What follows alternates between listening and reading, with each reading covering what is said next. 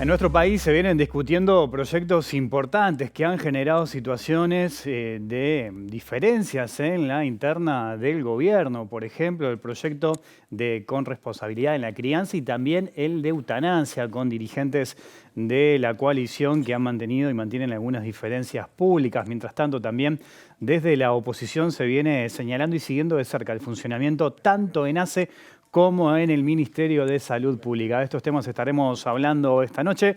Bienvenidas, bienvenidos. Así comienza Lado B.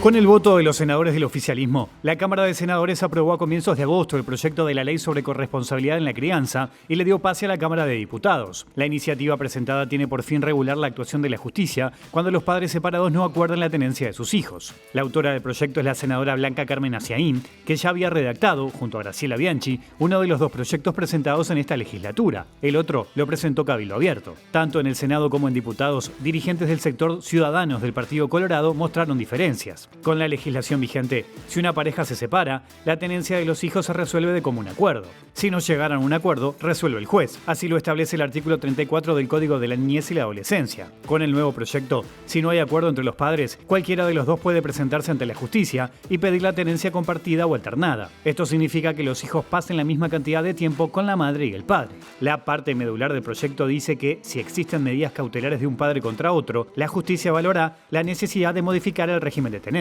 En el caso de las visitas, estas deberán suspenderse solo en el caso de riesgo del niño o adolescente, una suspensión que siempre será transitoria y continuamente revisada. De ser necesario, el proyecto establece que esas visitas pueden ocurrir en lugares públicos, en presencia de otros miembros de la familia o en reparticiones estatales. El nuevo texto prevé que la justicia dicte sentencia definitiva como máximo 120 días después de presentada la demanda, prorrogable por 30 días si mediaran circunstancias excepcionales. También prevé un mecanismo para designar al abogado de los menores, que deberá formar parte de una lista confeccionada por el Poder Judicial. Cada profesional podrá tener un máximo de 5 casos activos en una misma sede.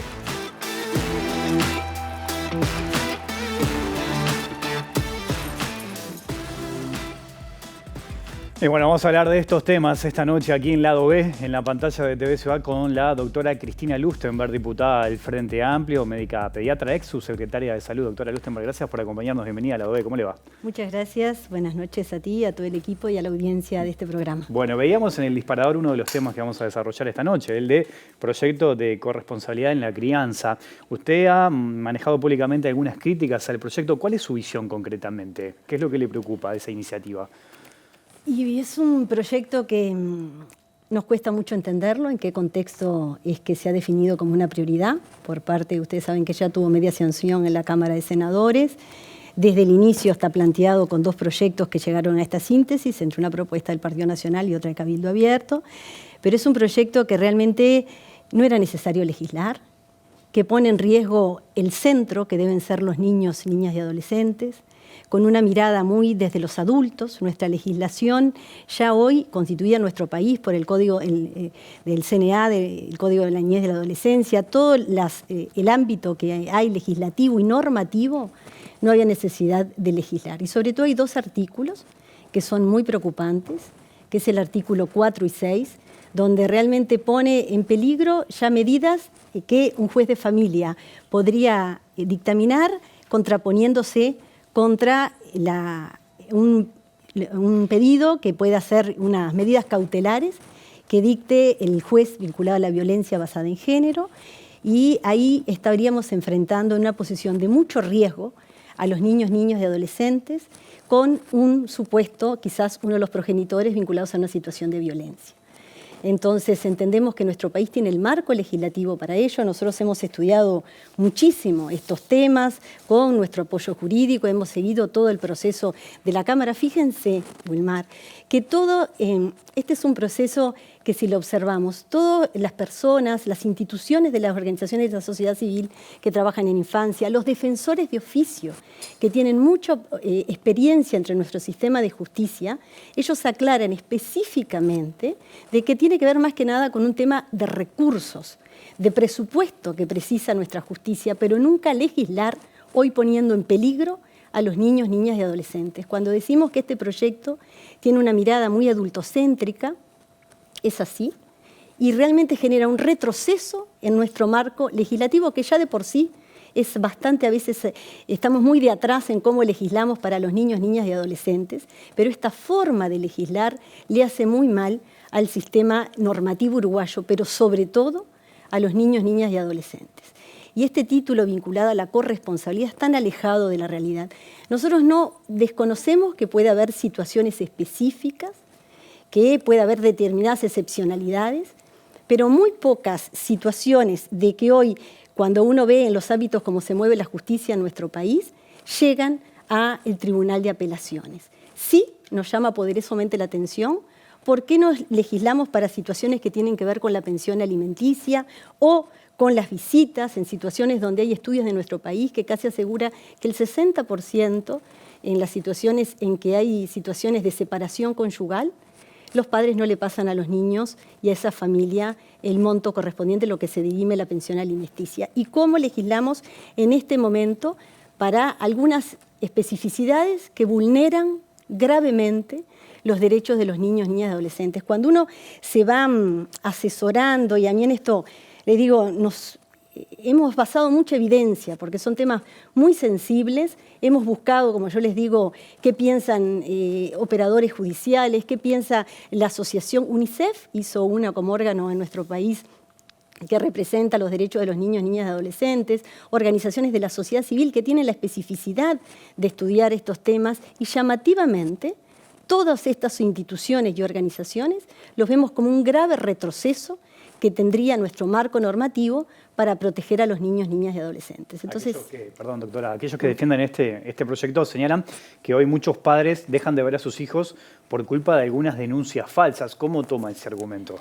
Y ese argumento es totalmente rebatible. Primero, no hay evidencia cuantitativa. Acá, cuando uno legisla, no puede legislar sin la evidencia, y realmente no hay evidencia de que eso sea así. Nosotros sí decimos, y no hay estudios que den cuenta de que esto, porque también usan que esto, la justicia siempre está a favor de las mujeres desde ese lugar. Y desde eso no hay evidencia. Queremos ser muy específicos en esto. No negamos que pueda haber situaciones que hay que dirimirlas en otros ámbitos, pero no poner en juego la parte más importante, que es la vulneración de derechos de los niños, niñas y adolescentes. Pongamos un ejemplo, a veces para que quien está escuchando comprenda la dimensión que puede tener esto. Cuando una denuncia vinculada a la ley basada en género, en violencia, un juez especializado en este tema que tiene equipos técnicos, a diferencia de los jueces de familia, fíjense si esto no tendrá que ver más con algo que nuestro país tiene que cada vez reforzar más, que son los recursos destinados al sistema de justicia. Los jueces de familia no tienen equipos técnicos integrados por licenciados en trabajo social, psicólogos, una pericia desde el punto de vista psicológico tiene que ser casi por el costo de la persona que lo precisa, que es alrededor de 50.000 pesos. Fíjense en esta situación, cuando un juez delimita una situación y que dictamina medidas cautelares, no puede separarse el juez de familia de dictaminar otra definición jurídica diferente a la del juez de familia. Porque los jueces de familia, que son muy serios en nuestro país, cuando hacen algún fallo judicial, están muy basados en cada situación particular. Cada familia es particular, cada separación conyugal es particular, y lo que nunca hay que dejar de escuchar es a los niños, niñas y adolescentes.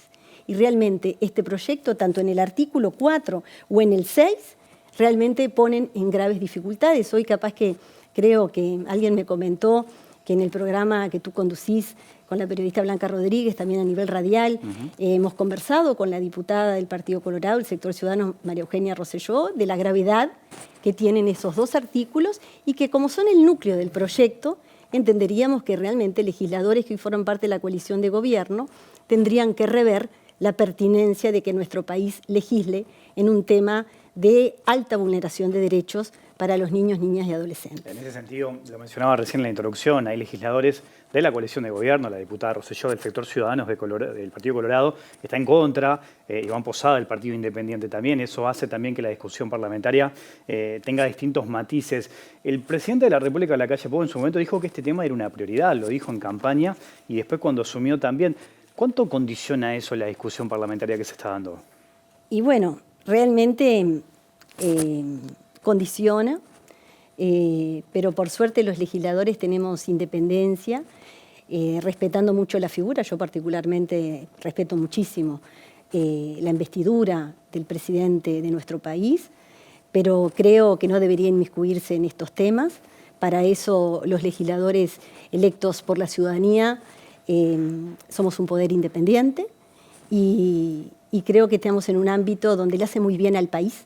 Yo siempre propicio el diálogo, la escucha, hasta los que piensan diferente, como mismo hubo en el ámbito de los senadores. La senadora Carmen Sanguinetti también tuvo algunas de este mismo sector de la diputada María Eugenia Rosselló, porque realmente, Wilmar, es un proyecto que genera un retroceso muy grave. Basta que cuando uno ve el sentido de que cómo se debe priorizar el interés superior del niño, que el interés superior del niño no es más que garantizar las máximas condiciones para que ese niño tenga el pleno o adolescente desarrollo. Y este proyecto de ley viene a cumplir quizás algunas promesas de campaña que hacemos los políticos vinculados a algunos colectivos que no reflejan el interés superior de las mayorías o derechos de los más vulnerables, que eso siempre debería ser lo que los legisladores debemos garantizar a la ciudadanía. Entonces, creo que esta discusión, que hoy hay legisladores que hemos escuchado también, no solamente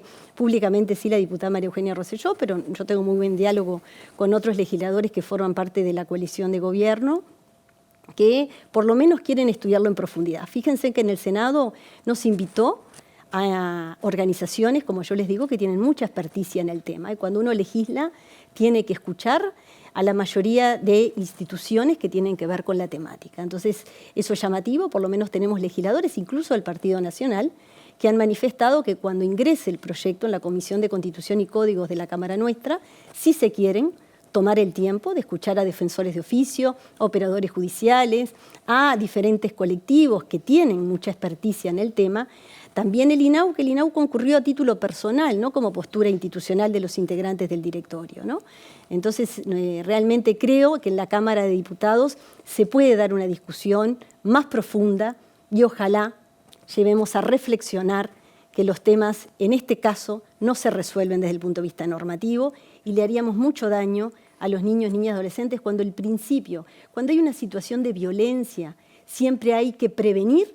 Fíjense estos días, situaciones que han sido dramáticas, a femicidios en hogares donde hay niños, donde hay adolescentes, y cómo eso no va a repercutir en los niños, niñas y adolescentes. O sea, realmente el artículo 4 y 6 son un franco retroceso a cuidar a los niños, digamos así, para que se entienda básicamente.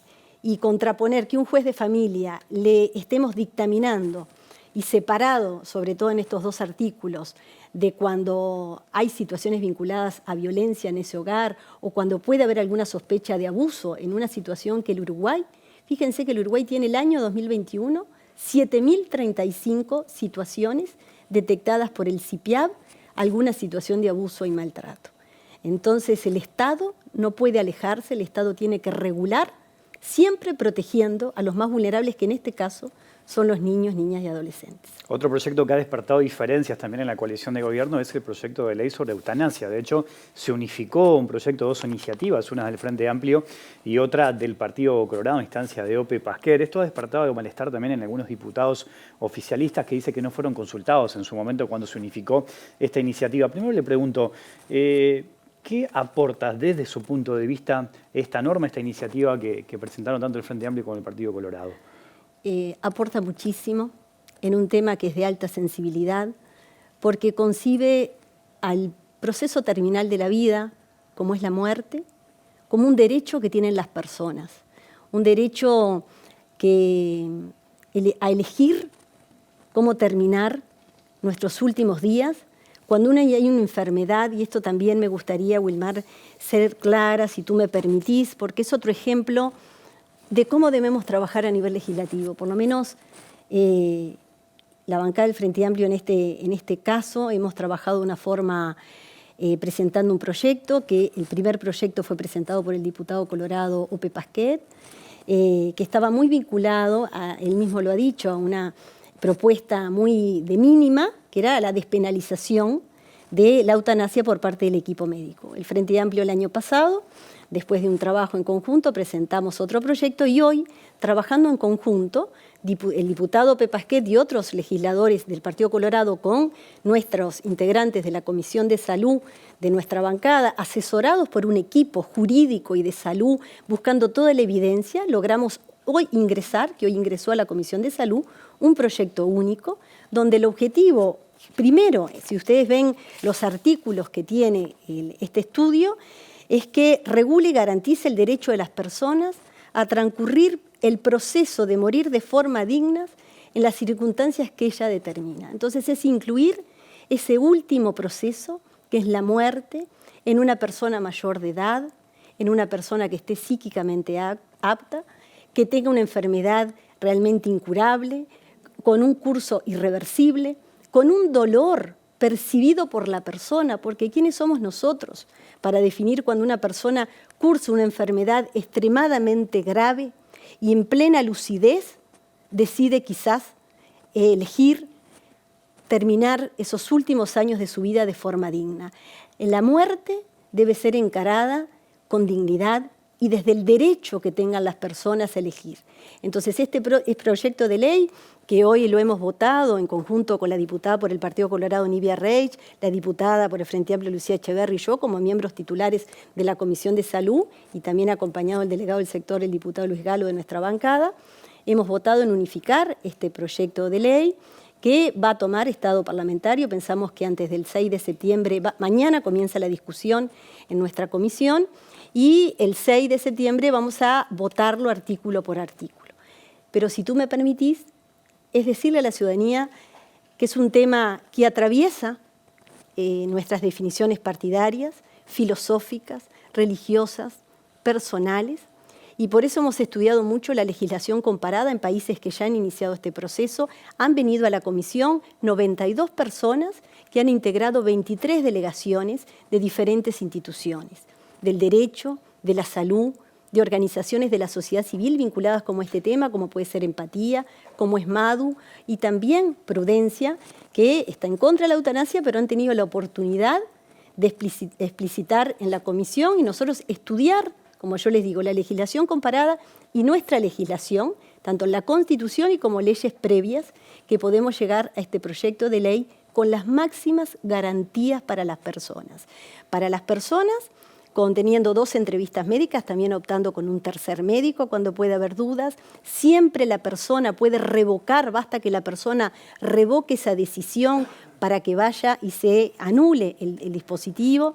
Tiene garantizado para el equipo de salud la objeción de conciencia, con un mecanismo quizás no igual, pero similar a cómo nos manejamos para la interrupción voluntaria del embarazo, donde la institución o integrantes del equipo de salud que por convicciones personales no quieran ejercer ese derecho que sí deben tener las personas. Desde ahí es que hemos hecho este proceso de ley, que también va a ser una prestación garantizada por el Sistema Nacional Integrado de Salud y donde están dadas las máximas garantías. Fíjense que cuando sucede todo ese proceso que es muy garantista, porque nosotros leímos lo que ha pasado en la última ley votada en España, hemos revisado lo que ha sucedido en todos los lugares del mundo, aprendiendo de qué cosas han funcionado, qué cosas no, pero sí convencidos y realmente de que es un proyecto que está centrado en las personas, tanto que hablamos de la libertad. Este es un ejemplo claro de la libertad que debe tener una persona cuando tiene una enfermedad con estas características, y que son muy pocas y jamás contraponen, porque otra cosa que han manejado quienes y que nosotros siempre aceptamos, este tema es algo, si bien se han hecho encuestas por parte de diferentes medios, de una gran aceptación por parte de la ciudadanía, y por eso darles tranquilidad. Sabemos que es algo que no vamos a tener un consenso, pero sí estamos logrando mucho acuerdo con legisladores de varios partidos, como el Partido Colorado y algunos del Partido Nacional, que quieren rever y escuchar y ver con atención los argumentos, y del Partido Independiente, porque es algo que nos atraviesa a todos, pero creo que refleja una madurez de la sociedad uruguaya de entender, son pocas personas, jamás contrapone a los cuidados paliativos. Ese es uno de los argumentos que manejan aquellas voces que se oponen al proyecto, que en lugar de pensar en la eutanasia, se debería fortalecer precisamente esa instancia que usted mencionaba, la de los cuidados paliativos. ¿Cómo toma esa crítica? Es una crítica que no tiene sustento en el sentido... Nosotros, Wilmar, desde el año 2013, responsabilidades que hemos tenido anteriores, hemos apoyado el desarrollo de los cuidados paliativos en nuestro país con una prestación que le quiero decir a la ciudadanía, que desde el año 2008 forma parte del PIAS, que son las prestaciones obligatorias a la cual todos los usuarios del sistema de salud tenemos derecho. Y hoy Uruguay es el país que, pese a todas las dificultades, el 60% de los adultos tienen acceso a los cuidados paliativos y el 30% de la población pediátrica. Pero hoy debería estar garantizado para el 100% de la población. En nuestra Cámara, nosotros, en nuestra bancada y en nuestra Cámara, se votó y tiene media sanción una ley que le exige y garantice al Poder Ejecutivo, y tiene que ser dotada de recursos, ¿tá?, para garantizarle el 100% de la ciudadanía que tenga alguna vinculación y atención vinculada a los cuidados paliativos, tenga un real acceso. Entonces no contrapone bajo ningún concepto los derechos a acceder a los cuidados paliativos. Es una prestación que debe estar garantizada, que la vamos a reforzar con una ley que esperemos que en la Cámara de Senadores tenga la total sanción y que después el Poder Ejecutivo la dote de recursos y le exija también a los integrantes, prestadores públicos y privados, que se la deben garantizar como ya está previsto desde el año 2008.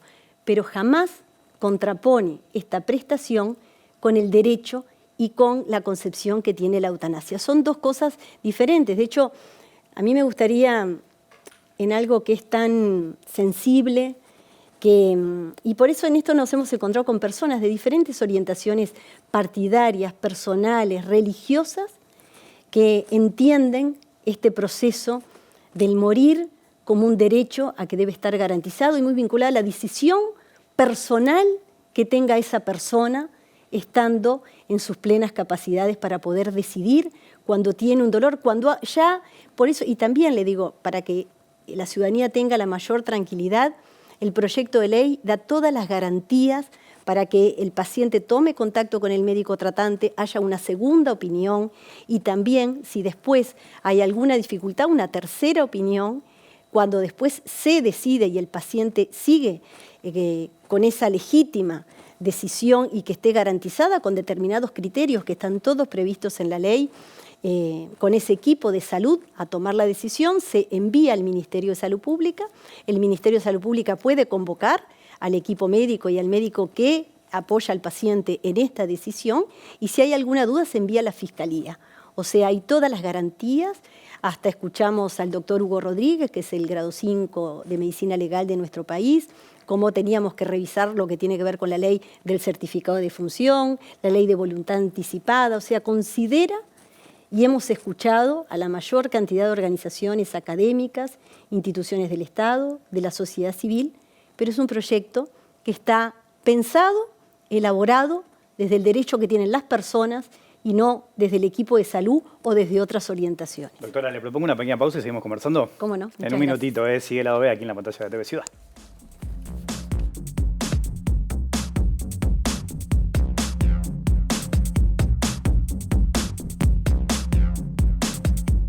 En vivo aquí en Lado B, en la pantalla de TV Ciudad, conversando con la diputada Cristina Lustenberg, la doctora Cristina Lustenberg, sobre distintos temas. Usted ha sido bastante crítica con algunos aspectos de la gestión de ACE a cargo de Leonardo Cipriani. De hecho, la bancada del Frente Amplio cuestionó también su comparecencia ante la Comisión de Hacienda. Entre otras cosas, se señaló que no hubo respuestas claras, de que no hay información sobre algunos aspectos, hay preocupación por la falta de medicamentos que se ha constatado a partir de denuncias de algunos usuarios. ¿Dónde está puesto el foco de su preocupación en la gestión de ACE? Sí, realmente el foco de mi preocupación y de nuestra preocupación como bancada de Frente Amplio, y fuimos muy claras con el directorio de ACE cuando concurrió a la Comisión de Hacienda y Presupuesto, es garantizar la mejor calidad que deben tener los usuarios del prestador más grande que tiene nuestro país, que es ACE.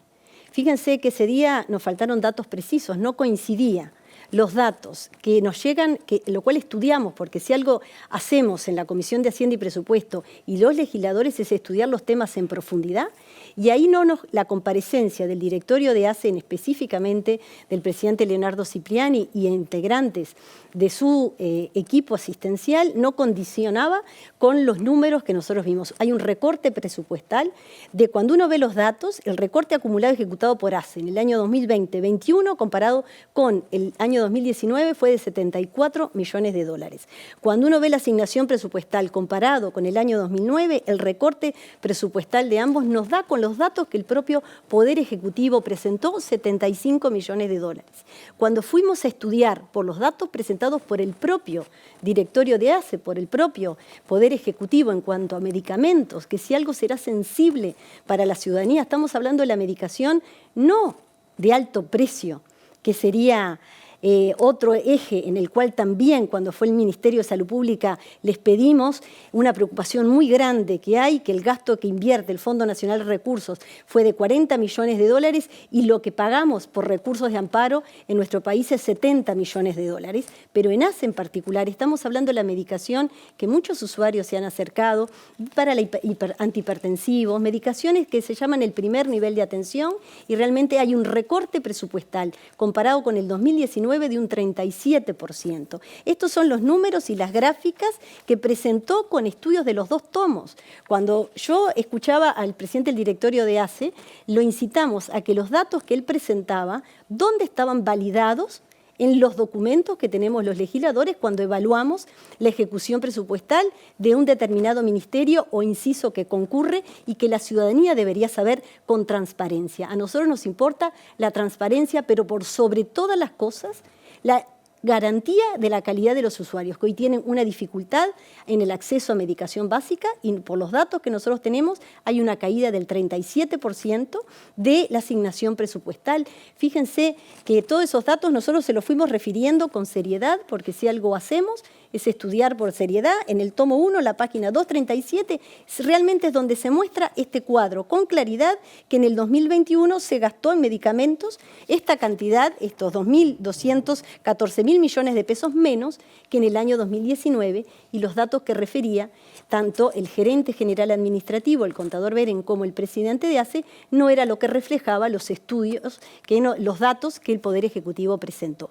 Esa es una preocupación muy grande. Fíjense que tampoco está escrito, y ya se lo preguntamos en la rendición pasada, la cantidad de usuarios que tiene ACE. Recién ante una pregunta nuestra en la Comisión de Hacienda Integrada con Presupuesto, es que el presidente de ACE nos dijo la cantidad de usuarios que tiene ACE, que tampoco está escrita en ninguna de las páginas que le da transparencia, pero sobre todo estamos preocupados por el único artículo que tiene la rendición de cuentas de asignación presupuestal que validamos. Nosotros siempre tratamos de hacer desde la oposición y más en los temas de salud, de infancia, los temas que deberían transversalizar a todos, siempre estamos para apoyar, pero también notando donde hay graves dificultades. Entonces, el único artículo que agrega plata, recursos para ACE están en un solo artículo, donde van para fortalecer el SAME 105, el fortalecimiento de la medicina intensiva, pero ahí también ante una pregunta nuestra, él nos dice que en ese mismo rubro presupuestal se van a reforzar médicos para el primer nivel de atención, equipos para el primer nivel de atención, médicos en formación en familiar y comunitaria, también para la salud mental, que se habla algo que nos preocupa es la salud mental, y qué va a pasar con todos los recursos humanos que hoy son financiados por el Fondo COVID, que no vemos que en la rendición de cuenta, por más que se han hecho expresiones verbales, esté en números garantizado cuando se retire el Fondo COVID con presupuesto genuino, porque el propio ACE reconoce que hay muchos de los servicios hoy financiados por el Fondo COVID que deben ser presupuestados en el recurso, en el presupuesto que tiene ACE, y no están, y no lo hemos visto. Esperemos que en el marco de estos días que eso esté garantizado, porque realmente nos preocupa muchísimo la salud mental, los tiempos de espera, el acceso a medicamentos y cuánto no, realmente la población más vulnerable y que más hay que proteger y garantizar en un país donde la salud es un derecho que tienen los ciudadanos y el Estado debe ser el que garantice ese derecho. Doctora Cristina Lustenberg, le agradezco mucho su tiempo y su visita aquí a la OE. Muchas gracias a usted y a la audiencia. Nos vamos, ya se viene la letra chica en minutos. Volvemos mañana en vivo a las 20 horas. Que pasen bien, chao.